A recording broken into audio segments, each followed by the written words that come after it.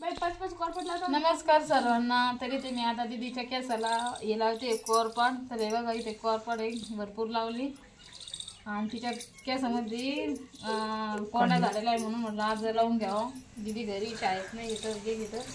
आज पण सुट्टी का शाळेला? आज शिक्षण संपलं नाही, आज 1 घंट्यासाठी शाळा आहे. तर कोरपाड लावल्याच्या नंतर केस पण सिल्के राहते, त्याच्यामुळे म्हटलं आज कोरपाड तरी लावून घ्यावं. मस्त आता कोरपड लावली 1-2 तासाच्या नंतर मस्त छानपैकी कोरपड अशी जिरले केसामध्ये. मग केस मस्त स्वच्छ धुवून काढू. दीदीचे केस. तर आता इथे ना आम्ही प्रयोग करणार आहे घरी. तर इथे घेतले मी चहापत्ती पावडर, क्लिनिक प्लस शॅम्पू आणि कोरपड आणि पेस्ट. तर हे 4 एकत्र मिक्स करून आपलं जे मानेजवळ काळा असती त्वचा तिथे हाताच्या कोपऱ्याला लावायचं. आणि बघा आता तुम्ही इथे मी चहापत्ती पावडर, क्लिनिक प्लस शॅम्पू आणि कोरपड पेस्ट हे 4ही मिक्स करून घेते. आणि त्यानंतर माने ना जिथे काळी असते त्वचा तिथे लावून घ्यायची, कारण की ना इतकं छान स्वच्छ निघते ना. तर तुम्ही पण नक्कीच करून बघा हा उपाय. तर मला खरंच खूप अनुभव आलेला आहे. मी करून घेतला हा उपाय आणि नंतर मग तुमच्यापर्यंत शेअर केला. तर असे 4ही मिक्स करून एकसारखं एक सगट एक बाजूने तसं मस्त फेस करून घ्यायचा, जेणेकरून आपले ते एक मिक्स होऊन जाईल 4ही वस्तू. तर खूप छान पद्धतीने लावून घेतले आणि 10च मिनटं लावून ठेवायचा, जास्त वेळही लावायचं नाही आणि स्वच्छ थंड पाण्यात धुवून काढायचं. तरी ते 10 मिनटं झाल्याच्या नंतर मी स्वच्छ हात धुवून घेतला आणि हात धुतल्याच्या नंतर बघा किती छान मस्त असा माझा काळा वाटलेला होता हाताचा कोपरा, तर तो अजिबातही राहिला नाही. तर खरंच हे छान आहे उपाय, तर तुम्ही नक्कीच करून बघा. तर खूप छान आणि मस्त असं एखाद्या कॉटनच्या कपड्याने हात किंवा मानेचा पुसून घ्यायचं. तर खूप छान असं या पद्धतीने झालेलं आहे माझा हाताचा कोपरा स्वच्छ. की माझी मोठी दीदी आहे ना तिच्या मानेला लावायचा आहे तो इथे मानेला, पण ती काही व्हिडिओ शूट करायला तयार नव्हती म्हणून मी माझ्या हाताच्या कोपऱ्याला करून बघितला येतं. तर चला मग आता मी तिला लावून देते मानेला. तर मी जो प्रयोग केला होता ना तर तुम्हाला लगेच दाखवते. तर या हाताला केला होता मी डाव्या हाताला. तर आता डाव्या आणि उजव्यामध्ये फरक वाटतोय का तुम्ही नक्कीच समोर घे थोडं. घरी आज कोणीतरी येणार आहे, तर तुम्ही व्हिडिओ शेवटपर्यंत नक्कीच बघा. तर इथे मी भात टाकला होता पांढरा शिजायला, पण ओतू आलं तर सगळं मस्त असा गॅस किती मोठा भरला होता. मी आता साफ केले. तर चला मग आता हर्षू दीदी दादू शेतात गेले त्यांच्या आंटीसोबत. तर आता मी एकटीच आहे घरी आणि माझ्या मम्मीचा फोन आला होता. तर माझी मम्मी आणि आमचा भाऊ येऊ लागला आहे, तर त्यांच्यासाठी मी आता स्वयंपाक बनवते. तर चला मग व्हिडिओ शेवटपर्यंत कंटिन्यू करत राहा. साडीला भारी घालली कसं मारी कसं मारता दमले केले गे सर. दादू ते सगळे शाळेत गेले ना. दादाला कोण नाही आणलं? काय आणलं काय दादाला कोण माहित गेलं मग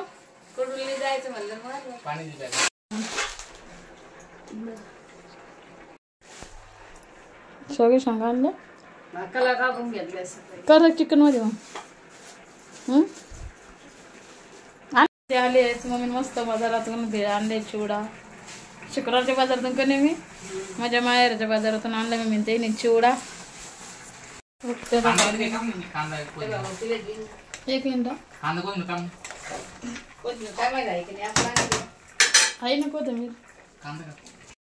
हे भाजीपुऱ्याचा वारळ होता पण मम्मी तिकडे आले. जिलेबी ते आणलेले चिवडा.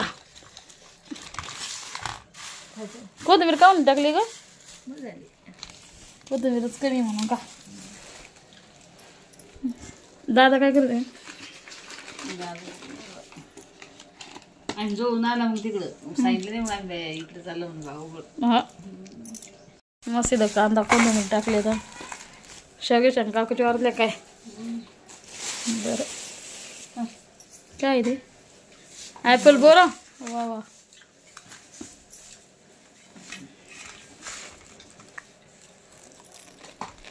पाचच कोण आणलो इतर जाणी म्हणजे खा तुला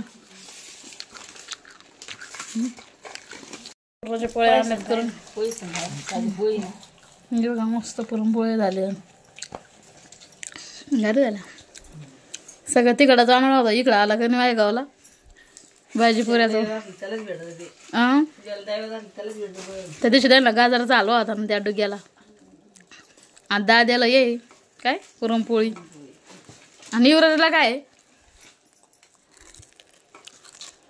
तर मी आता मम्मी त्यांच्यासाठी मस्त गरमागरम बाजरीच्या भाकरी केल्या चुलीवरती तरी बघा किती मस्त आणि छान झालेल्या आहेत कुरकुरीत कडक भाकर केली एकदम कडक मस्त असं चिकनची भाजी पांढरा भात ते एकदम छान लागणार आहे तर आता भाजी काढायची आहे भाजी करायला टाकायची आहे नुसतं शिजून ठेवली आणि ऊन पण भरपूर झालेलं आहे बघा आणि ते सावली असल्यामुळे मला काहीच प्रॉब्लेम नाही आला भाकरी करायला एवढ्या उन्हामध्ये तर मी सावलीतच भाकरी करून घेतल्यात कारण की ना वाट्यावर सावली असते एवढ्या म्हणून मग झाल्यात माझ्या भाकरी आता भाजी करते आणि आई ते शेतात माझी मम्मी ते शेतात गेले त्यांना विचारते केव्हा येते तर चला मग सगळ्यांना या जेवायला आमच्या इकडे तर इथे मस्त असं चिकनची भाजी केलेली आहे आणि मस्त झाली होती चिकनची भाजी त्याच्यासोबत कांदा लिंबू आणि बाजरीच्या भाकरी पांढरा भात पण केला होता तर मस्त अशी भाजी झालेली आहे तर मग माझी आई आणि माझे भाऊ जेवण करत होते